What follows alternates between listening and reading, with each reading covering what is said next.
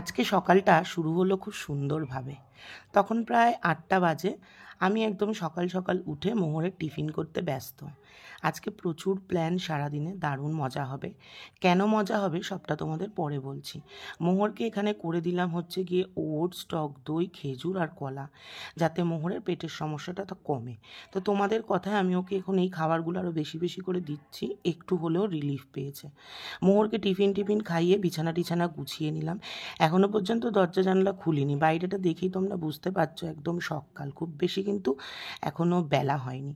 তো বিছানা গুছিয়ে মোহরকে খাইয়ে আমাদের চাটা বসিয়ে দিলাম, আমার আর নীলাদ্রি গেছে মোহরের স্কুলে। মোহরের দুটো খাতার কথা বললাম না, সেই খাতা দুটো স্কুলে নিলেও নীলাদ্রি এসে বলল খাতা নাকি ওরা মানে ওদের কাছে নেই, মানে খাতাটা হারিয়ে ফেলেছে। তো আমার এটা স্কুলের কাছে একটা কমপ্লেন যে বাচ্চার খাতাগুলো গেল কোথায়। তো আমাকে আবার নতুন করে ওই খাতাগুলো বানাতে হবে। চাটা খেয়ে স্নান টান করে পুজো দিতে বসে গেলাম। আর আমাদের কাজের দিদি চলে এসছে। বললাম আগে তুমি ঘরটা মুছে দাও, তারপর বাসন টাসন মাজতে যাও।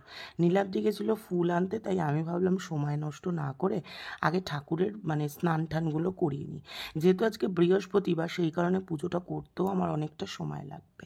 তো আর এই ভিডিওটা তোমাদের কালকে যাওয়ার কথা ছিল, কালকে আমি অফ দিয়েছি যেহেতু একটুখানি ব্যস্ত ছিলাম। তো তারপর পুজো টুজো সমস্ত কমপ্লিট করে নিলাম। নীলাদ্রি এতক্ষণে চলে এসছে ফুলের মালা ঠালা নিয়ে। তো পুজো টুজো দিয়ে নিলাম। তারপরে তোমার নীলাদ্রি আর মোহরকে স্নান করবে ওরা, মোহরকে রেডি করে নিয়ে বেরিয়ে যাব।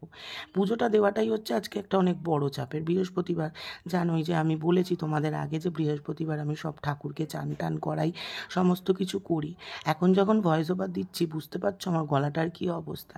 একটা গোটা দিন এত সুন্দর করে কাটিয়েছি না যে আমার গলার অবস্থা খারাপ হয়ে গেছে। তো এই তো পুজো প্রায় দেয়া কমপ্লিট হয়ে গেছে। চলো এবার রেডি হই, তারপর আবার তোমাদের সাথে কথা বলছি। গুড মর্নিং বন্ধুরা, তো welcome back to our channel. কেমন আছো তোমরা? এখন বাজে হচ্ছে কি 11টা। তো আমার সমস্ত কাজকর্ম কমপ্লিট, আমি স্নান টান করে রেডি হয়ে গেছি। আজকে এত সকাল দিয়ে এত কাজ করার কারণ হচ্ছে কি আজকে মায়ের বাড়িতে ভুড়ি ভোজ আমাদের। আমি যাচ্ছি এখান থেকে, আমার মামাতো দাদারা আসছে, আমার জ্যাঠাতো বৌদিরা আসছে, সবাই আজকে মায়ের বাড়িতে খাওয়া দাওয়া হচ্ছে। অলরেডি দাদারা মানে বৌদিরা চলে এসছে। আমার কাছের থেকে কাছে বাড়ি, আমি এখনো যেতে পারিনি। তো চলো, মোহর আর মেয়ে মানে মোহর আর নীলাদ্রি স্নান করছে, ওরা বেরোলেই তারপরে ঝপঝপ করে চলে যাব। আর কেন আজকে খাওয়া দাওয়া, চলো সেটা মায়ের বাড়িতে গিয়ে বলছি। আজকে সারাদিনের ভিডিও শেয়ার করব, দেখতে থাকো, আশা করি তোমাদের ভালো লাগবে।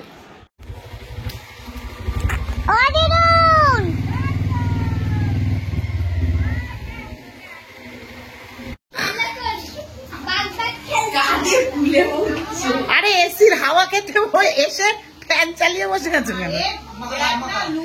আম্মা খা কি হয়েছে? এসি চালিয়ে দাও, এসি খেতে মাকে দাঁড়া। ও মা, তুমি এসির হাওয়া খেতে লোক ডেকেছো আর ফ্যান চালিয়ে বসিয়ে রেখেছো? হ্যাঁ চলো এবার এসি চালাবো। সব বিনস কাটবো?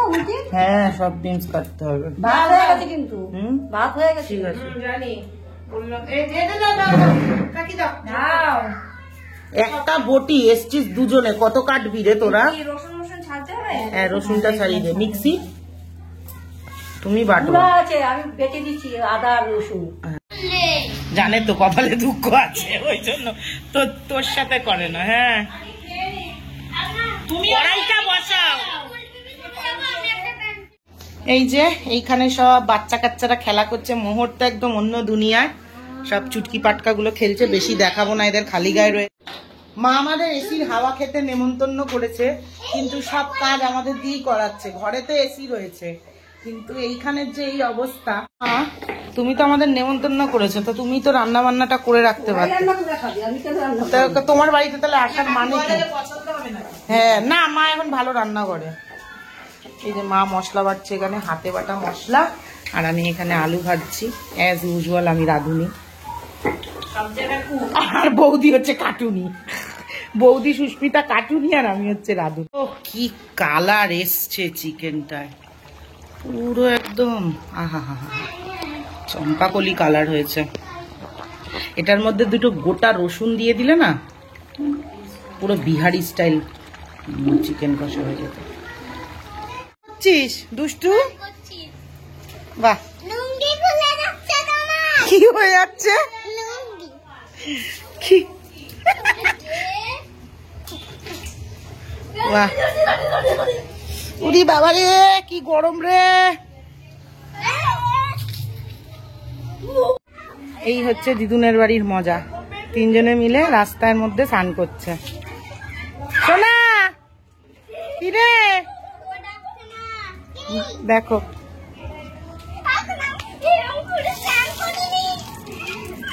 কি করেছে, বাড়িতে তো এগুলো পায় না। এই যে স্নান করছো, করো।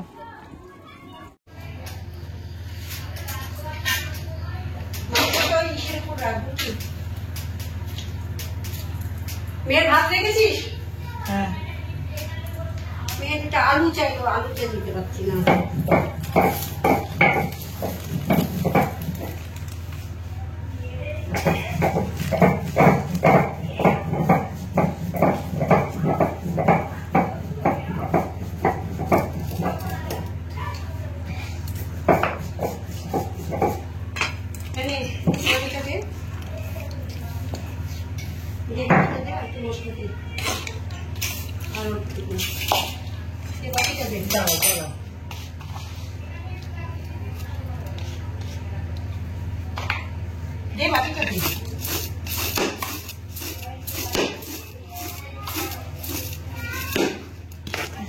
তো এই যে আমাদের দুপুরের মেনু, ঝাল ঝাল চিকেন কষা। চিকেনটা কি দারুণ দেখতে হয়েছে, দেখতেই পাচ্ছ। আর এই চিকেনটা রান্না করার সময় আমি এক ফোঁটাও জল দিইনি, পুরো চিকেনের জল বেরিয়েছে আর পুরো মশলার কালার। এই হচ্ছে চিকেন কষা, আর এটা হচ্ছে ভেজিটেবল ফ্রাইড রাইস। আর মা ওদিকে বেগুনি ভাজছে, আর সঙ্গে রয়েছে হচ্ছে গিয়ে তোমার আমের চাটনি, যেটা মা বানিয়েছে একদম আমটাকে গ্রেট করে। আর এখানে সব বাচ্চা কাচ্চাগুলোকে আমি খেতে দিয়ে দিচ্ছি। বাচ্চাগুলোর খিদে পেয়ে গেছে। এই মোহর এখানে চিকেন খাচ্ছে, চিকেন কষা খাচ্ছে মোহর বাটিতে করে। তো চলো এবার সকলকে খেতে দিয়ে দিই। এই হচ্ছে গিয়ে ফ্রাইড রাইস, চিকেন কষা। চিকেন কষার কালারটা দেখতে পাচ্ছ তো? এই দেখো, একটু একটু একটু নাড়িয়ে একটু মশলাটা দেখো।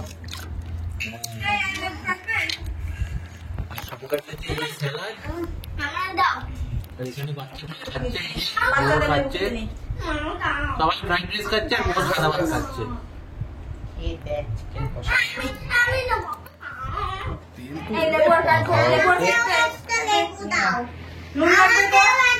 এখানে কিন্তু এই যে বর্ষা খেতে দিচ্ছে।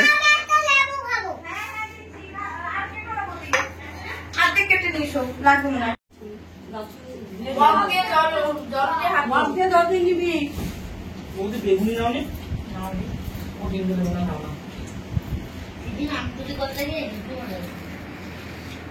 আম দেখে বলছে সমানকে থাকলে না টিপ দিত করে আমাদের বাড়ির অপোজিটের গাছটাতে সুস্মিতা আমগুলো মানে চেয়ে রয়েছে, মানে আমাদের কাছে রিয়াদের গাছের আমগুলো। কি জন্য কি জন্য কি হয়েছে রান্না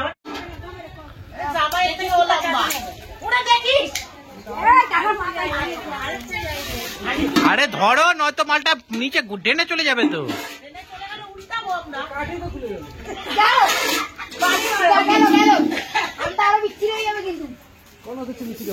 কাঠি খুলে গেছে।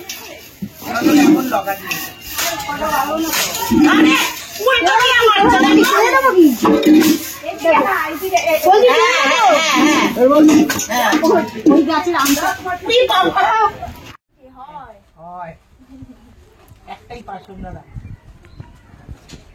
দেখিস।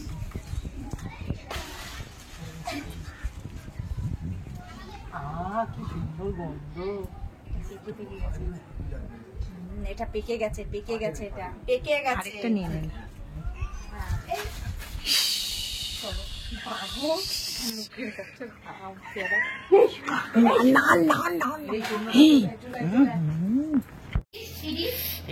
এইটা খা, এটা খা, একটুখানি খা।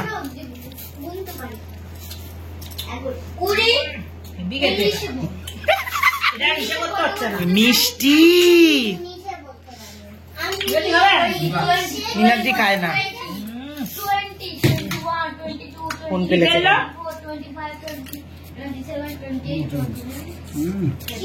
আর নুন লাগ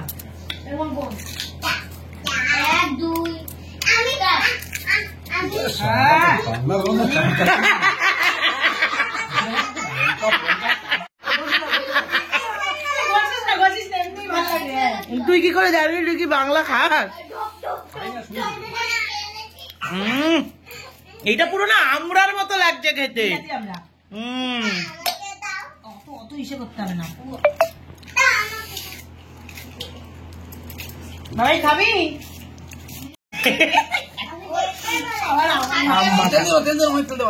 আরেকটু আরেকটু আর তেল লাগবে, একটু কাসন্দি হলে ভালো হতো। ওই জন্য সরষের তেল বেশি লাগবে। এই ধনের গুঁড়ো জিরে গুঁড়ো লাগবে না? সকালে তো ধনের গুঁড়ো জিরে গুঁড়ো ছিল। নেই তো ধনের গুঁড়ো জিরে, আমি সব মাংসে দিয়ে দিয়েছি। একটু কাঁচা লঙ্কা হলে জমতো। কাঁচা লঙ্কা লাগবে, এটা খা।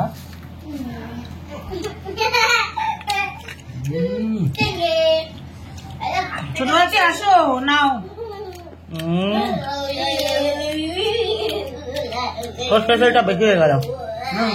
কেমন সোনা? দুষ্টু খাচ্ছে, আর দেখ না। বাবা পুরো মনে হচ্ছে মদিরা পান করছে, দেখো।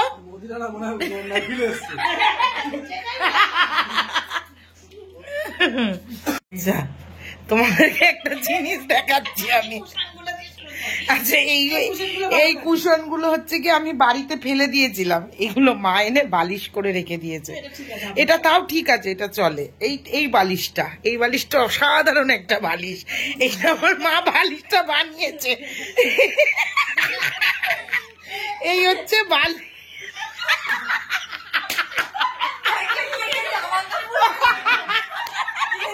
এটা কি বালিশ? দুটো জিন্সের প্যান্ট দিয়ে বালিশ। ইয়ে বাবা, সময়কার বালিশ। দেখো দুষ্টু আর পাস কিনা ওখানে, ওটা ন্যাপথালিন। পছন্দ হয়নি বলে দেবেন, আমি বুদ্ধি চিন্তা। আচ্ছা, কি করে এটার মাথায় বুদ্ধি এলো তুমি ভাবো।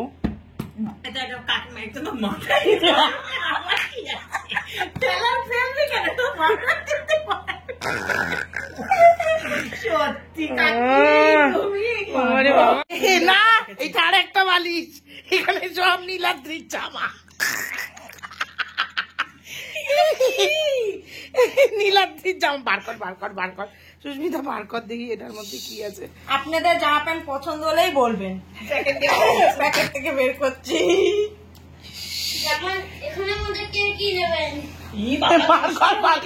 সব বার কর দুষ্টু, সব বার কর। আজকে এগুলো সব ফেলে যাবো আমি, দাঁড়া। ই ভগবান,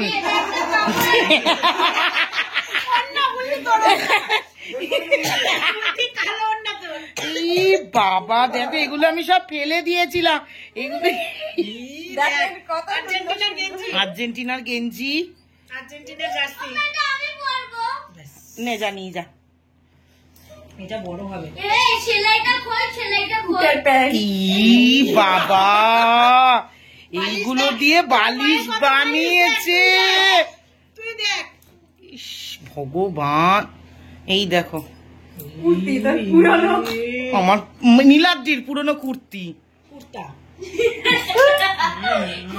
এ ভগবান,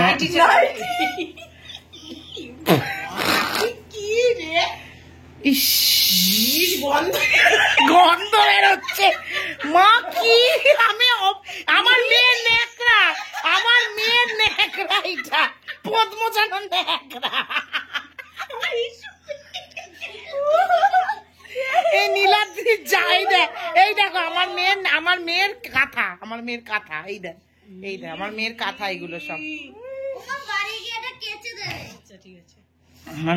এই দেখো আমার মেয়ের কাঁথা, এইগুলো লোককে মাথায় দিয়েছে।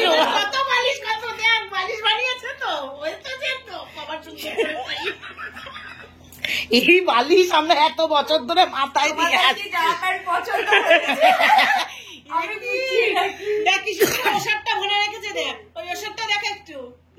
শিশিরটা সেটা দেখো কত সুন্দর, কত দেখো, VIP শিশিরটা বালিশের সাথে। দাম হবে না কেন?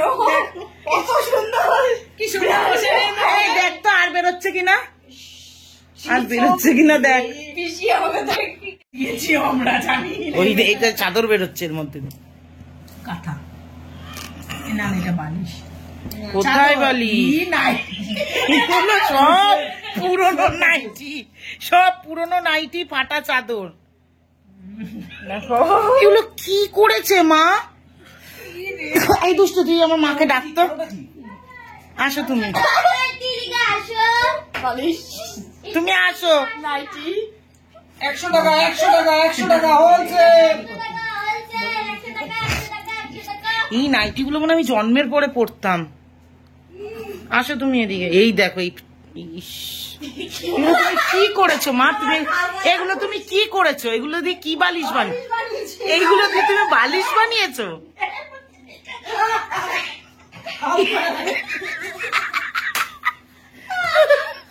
এগুলো দিয়ে তুমি বালিশ বানিয়েছো?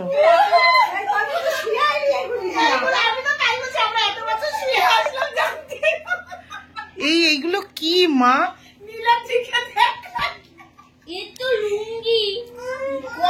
কি অবস্থা মা, তুমি এইরকম মা? এই